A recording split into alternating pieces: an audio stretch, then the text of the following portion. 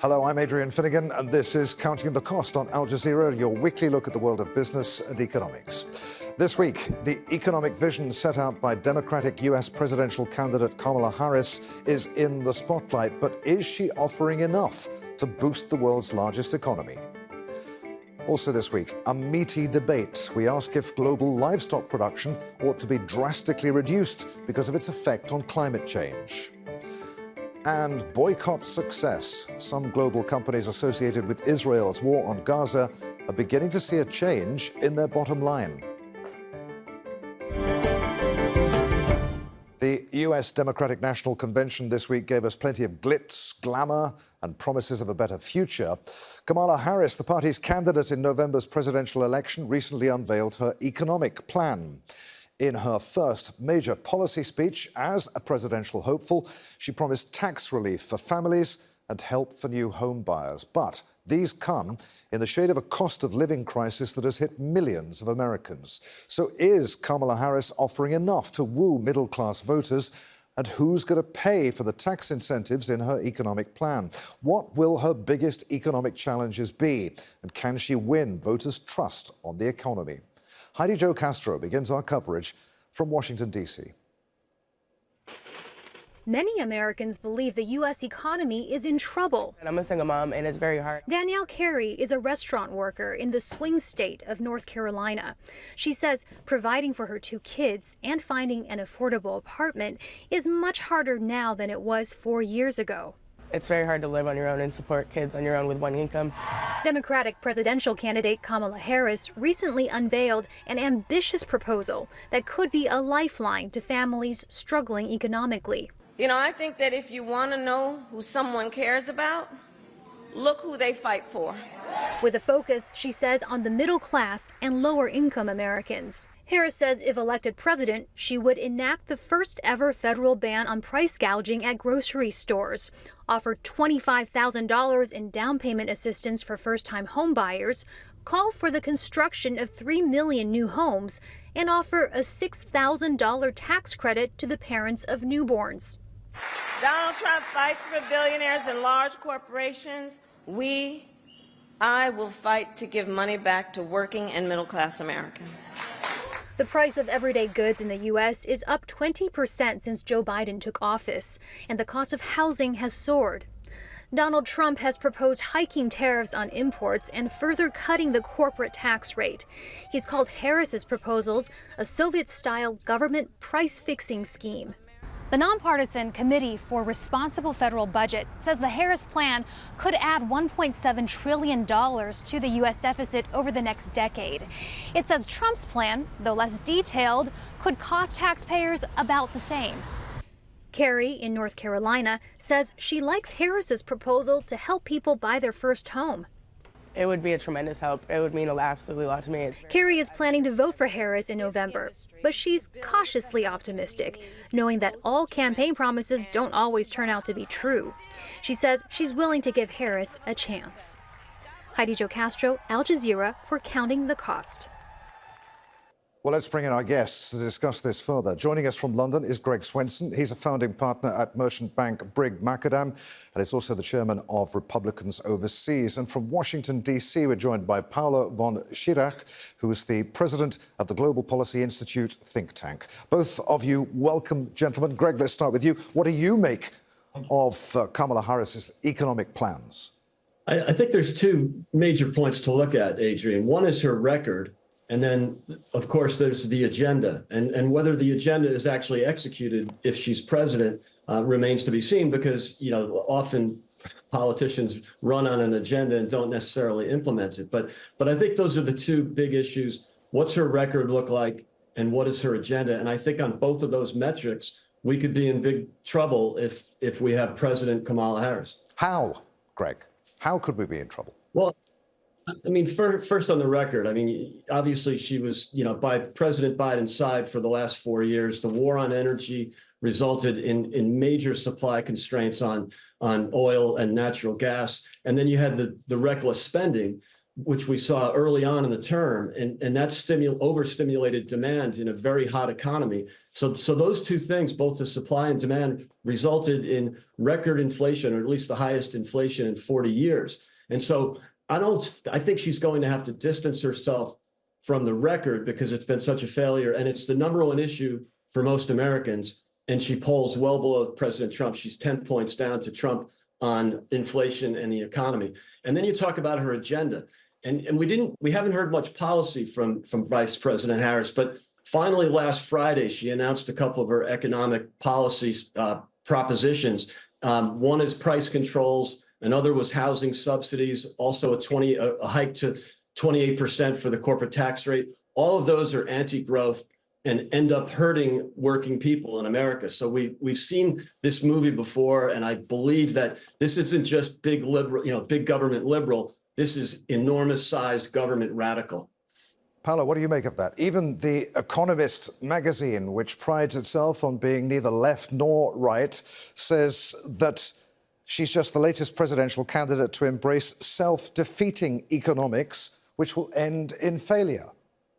Well, can I say this is slightly exaggerated? Talking about the record, under President Biden, the United States of America had the highest production of oil and gas in history. I repeat, 2023.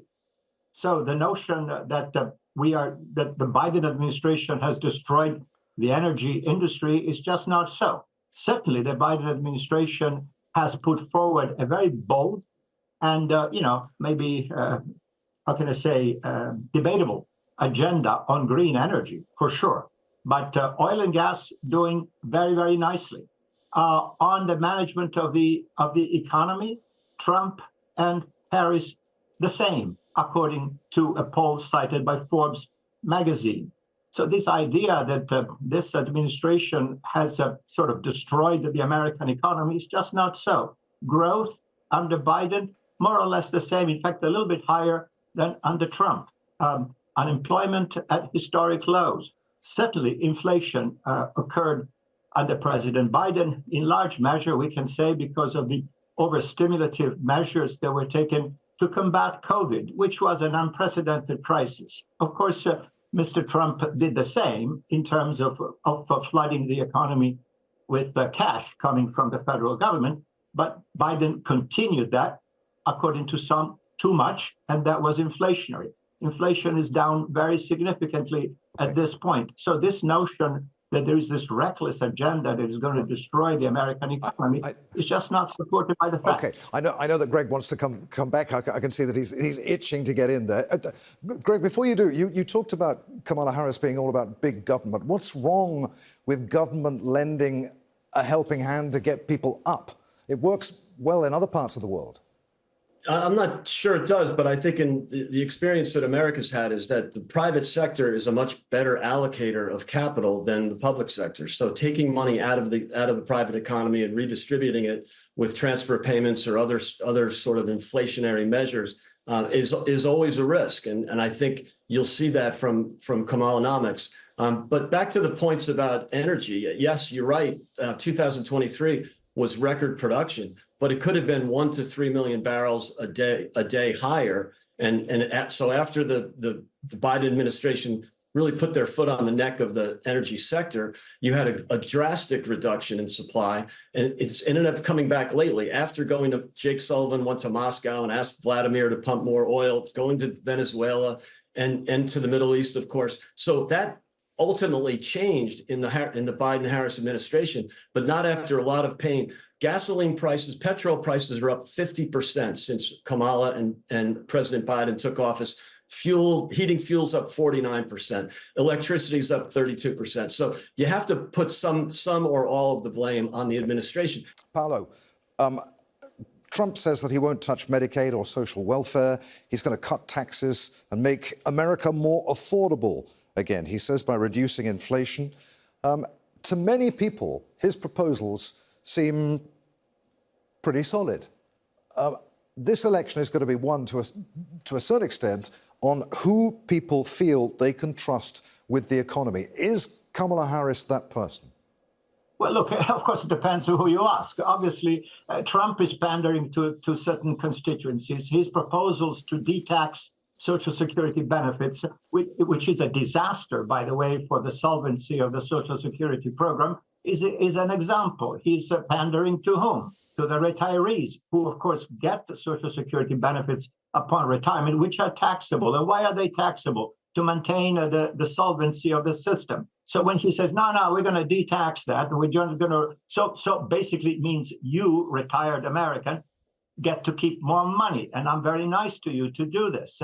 And by the way, I am also going to cut more taxes for the middle class or for others, which means, look, under a Trump administration, you'll get to keep more money. Regarding, fiscal deficits, they have exploded under Trump, exploded. Keeping in mind that the Republican Party is historically, the frugal fiscal party, the one for, you remember, balanced budgets? I am old enough to remember Graham Rudman Hollings when, under the Reagan administration, we were talking about balanced budget amendment, and the Republicans were front and center saying, this is reckless, we're spending too much money, we need balanced budgets. Mr. Trump went into 2020, right before COVID. So COVID had nothing to do with that, with presenting a budget which contemplated a $1 trillion deficit. This is Mr. Trump before COVID. So before any, flooding of the market with government money to help people who are out of a job, etc. So Mr. Trump is doing this. And by the way, he's proposing tariff wars with the entire world, putting tariffs on imports from everybody. That is a tax on workers. Many thanks indeed to both of you for joining us. Greg Swenson and Paolo van Schirach. Many thanks indeed. Thank Good you. to see you. Thanks. Now, the UN says the meat and dairy industry accounts for more than 14% of global greenhouse gas emissions. That's on a par with the transport industry. Climate scientists have long been calling for a reduction in the consumption of meat, but the strength of the lobbies and people's desire to keep it in their diets means that more is being eaten every year, not less. Imogen Kimber reports. These are some of the biggest contributors to climate change: cows. The meat and dairy industry are responsible for between 14 to 20% of the world's greenhouse gases that are heating up the planet. That's because livestock are the largest emitters of methane. Producing food for them creates more emissions. And as 3/4 of agricultural land is used for the production of animal feed or as land for grazing, livestock is the world's leading cause of deforestation. Forests which otherwise would have been soaking up emissions. Il faut cultiver sa nourriture. To grow their food, you need space. So you have to take that space from wetlands, meadows, forests, a lot of them. Then you need fertilizers, pesticides. Many experts say consumption of meat needs to be reduced by 50% within 5 years. So how do we do that? Simply, people need to eat less meat, mainly Europeans and Americans, who account for the majority of meat consumed in the world. But the UN, along with many climate activists and environmentalists, have been saying this for nearly 2 decades. And rather than reducing, meat consumption has been increasing. One way is with lab-grown meat. 이런 가축으로부터 If we can reduce our carbon emissions from livestock farming through this alternative, I believe it could help address environmental concerns. But campaigners say regulation is needed to ensure change. At the last UN Climate Change Conference, COP28, campaigners hoped agreements would be made to change the food systems. We need to think about what we do in each step. Do we all need steak every night at dinner? If we all want that, it won't compute. So can we do more plant-based? These are the kind of conversations that are happening at the COP. But the meat industry turned out to protect their interests, saying meat is good for the environment, and they will still continue to get millions of dollars in investments per year in Europe and the US. However, if meat consumption continues to rise, so will the temperature of the planet. Imogen Kimber, Al Jazeera, for Counting the Cost. Joining us now from London is David Hughes. He's Emeritus Professor of Food Marketing at Imperial College London and a visiting professor at the Royal Agricultural University, UK. He's also an international speaker on global food and drink industry issues. Good to have you with us, David. So how should the meat industry go about reducing its carbon footprint? Right. Big question, of course. And what is certain, they'll have to do it. And for three reasons. I mean, one is because governments around the world, not least through COP climate change conferences, are already making promises or already have made promises. Secondly, the major customers, the supermarkets of this world, they've made their promises. Actually, of course, the carbon impact is particularly evident at the farm level. And that's I guess the struggle that you have hundreds of thousands of smaller scale producers producing milk, producing meat. And that's where the methane problem is. And so it's a matter of the food chain working together to reduce that. But you can see it's starting to happen. And what's more, we'll have to accelerate the process. And let's remember, there's a third party here, which are consumers themselves, and increasingly around the world, wherever you are in the world, consumers have an interest, a growing interest in the health of their planet, and they understand that what we put in our mouths has an impact on their health, but also the health of the planet itself. So, look, this is not easy, but step by step, we're going to have to get there. And the big deal is at the farm level. Is there any uniform agreement between people at the farm level in whether there's actually a need to do it and how they would do it? I mean, how would farmers in the US and Australia act in concert with farmers in Europe, for example? How do you make that happen? Well, first of all, you've got to get them to act in concert within their own country, and slowly, for example, dairy industries, whether they be in the US or New Zealand or the UK, is saying, OK, what's our plan to progress towards something which is, if not net zero in terms of carbon impact, is substantially better than we've got at the moment. There is no international agreement between producers, but let's have some patience. It will emerge, but it will emerge over time. And what I think is sort of encouraging is you can see examples around the world now of new technology arriving, new feeding regimes, new management practices, which together, part and parcel, will help reduce the impact at the farm level. But you're right. It can't be just mix and match around the world. At some stage, we're going to have to find what is the preferred route and for people to sign up to it. And remember, from a trade point of view, that if, for example, we have more success, say, in Europe, then European, let's take dairy as an example, are not going to accept imports from other parts of the world which have a much higher carbon impact, because they'll say that isn't a fair play. It's not an even playing field. So, look, we're at an early stage here, but we have to accelerate our efforts. Briefly, David, do consumers care whether their meat is environmentally friendly? I mean, people want to eat organic meat. They need to know that there aren't chemicals involved. But do they care whether the production of the meat that they're eating has harmed the environment?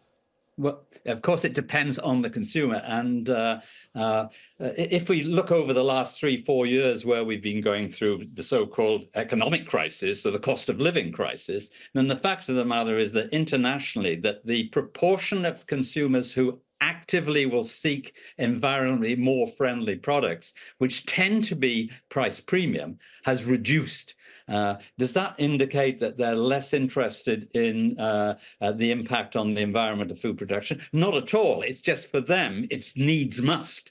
That they say, I'm trying to cope with my own household economic crisis. When that improves, then I'll be much more demanding and perhaps even willing to pay a little premium for products which are greener. David, it's been really good to talk to you. Many thanks indeed for being with us on Counting the Cost. My pleasure. I know. Every day brings new horrors for the people of Gaza. Israeli bombs continue to kill Palestinians as diplomatic efforts to end the war intensify.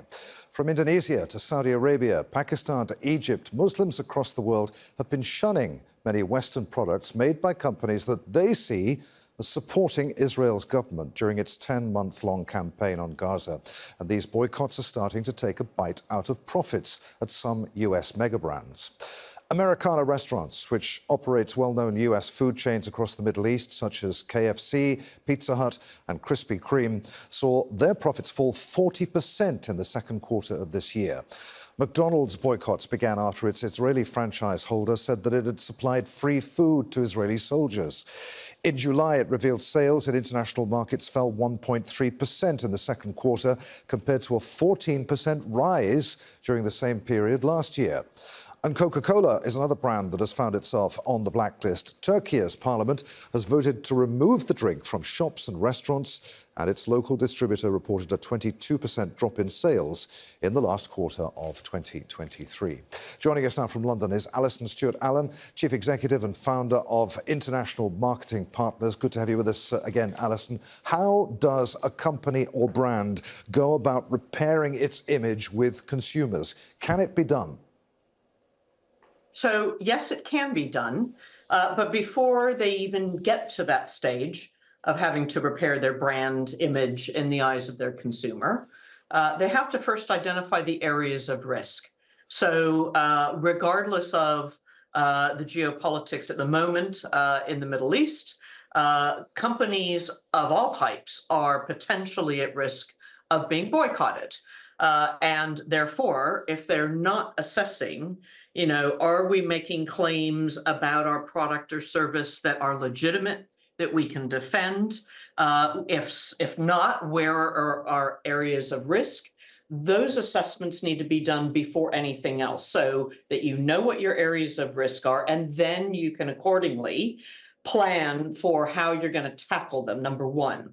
The second thing I think all brands really need to be thinking about is, looking at your supply chain, looking at scenarios that might disrupt your supply chain and other promises that you make. By doing scenario planning, that helps also expose not just what the risk areas are, but what would we as a company do to repair our brand in the face of geopolitical crises or other types of crises that might arise, such as product liability, such as, product recalls, where the product itself isn't performing well enough.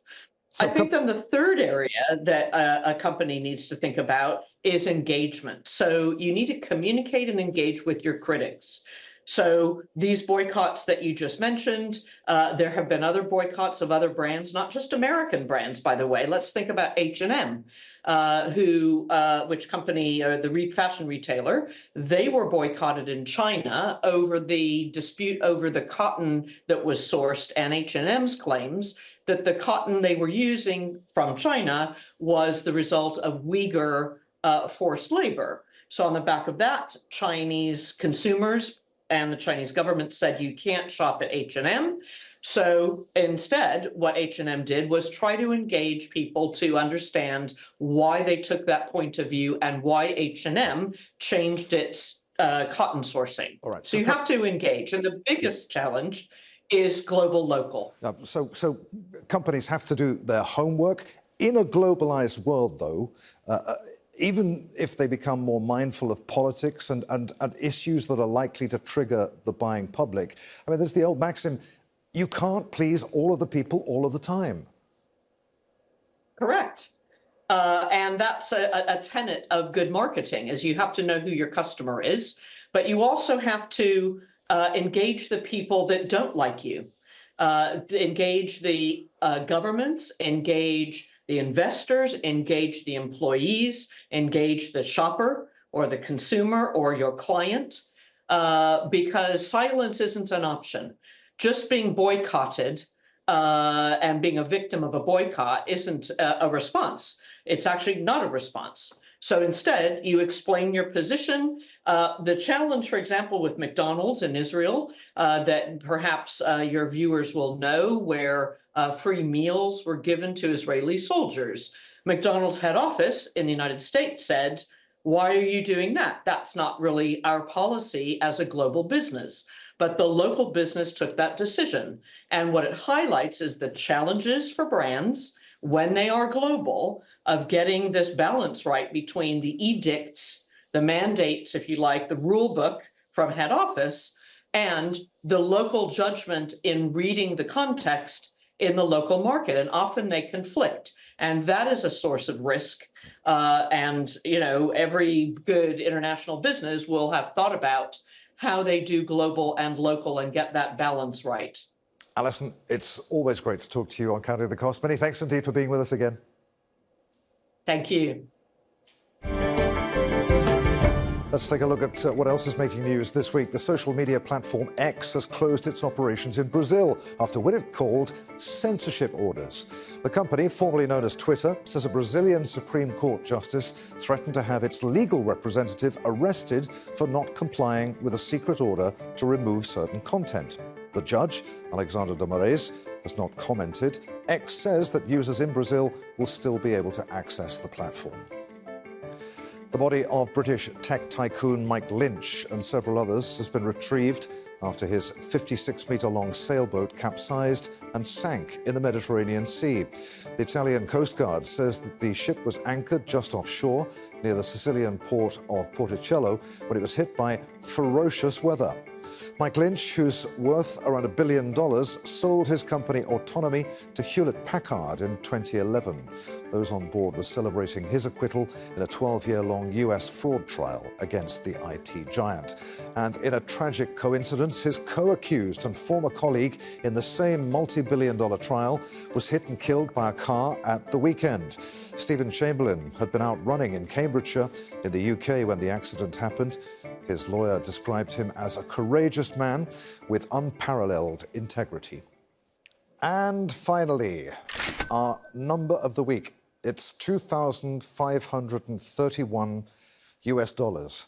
That's the price of gold. It hit a record high per ounce this week, and prices are expected to move even higher over the coming months. Now, some analysts are predicting that bullion will head towards at least $3,000 by the year 2025. Demand for bullion has surged more than 20% this year, pushed up by geopolitical tensions, hopes of US interest rate cuts, and general investor uncertainty about the global economy. And that's our show for this week. If you'd like to comment on anything that you've seen, get in touch with us. I'm at A. Finnegan on X. Try to remember to use the hashtag AJCTC. Or you could drop us a line. countingthecost@aljazeera.net is our email address. As always, there's plenty more for you online at aljazeera.com/CTC. That takes you straight to our page. And there you'll find individual reports, links, indeed entire programs for you to catch up on. But that's it for this edition of Counting the Cost. I'm Adrian Finnegan from the team here in Doha. Thanks for being with us. The news on Al Jazeera is next.